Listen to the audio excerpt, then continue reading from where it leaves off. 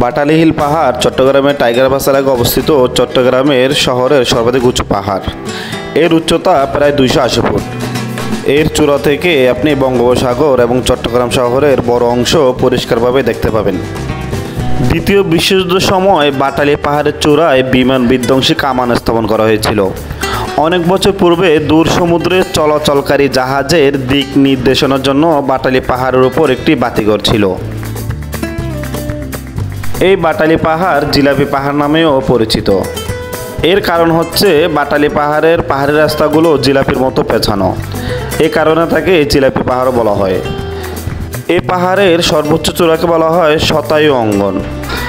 অনেক মানুষ এই পাহাড়ের চূড়ায় উঠে সতেজ বাতাসে শ্বাস নেয় এবং বঙ্গোপসাগরের সূর্যাস্তর শ্বাসরুদ্ধকর মনোমুগ্ধকর দৃশ্য উপভোগ করে। দেখেন, আমরা এই যে জিলাপি পাহাড়ে এই সিঁড়িগুলো বেয়ে উপরে উঠতেছি। এই বাটালি পাহাড়ে বাংলাদেশ পুলিশের সৌজন্যে বিভিন্ন প্রজাতির প্রায় 12,500 গাছ রোপণ করা হয়। এসব গাছের মধ্যে আছে জলপাই, কাঁঠাল, কালোজাম, লিচু, কমলা, আম, জাফরান, চন্দন, কফি, অর্জুন এবং আরও বিভিন্ন গাছ। এ পাহাড়ের বিভিন্ন চূড়ায় গণপূর্ত মন্ত্রণালয়ের অফিস ও বেশ কয়েকটি বাংলো রয়েছে। আপনারা যারা এই পাহাড়ে আসতে চান তারা চট্টগ্রামের নাসিরাবাদ এসে এই পাহাড়ে পৌঁছাতে পারবেন।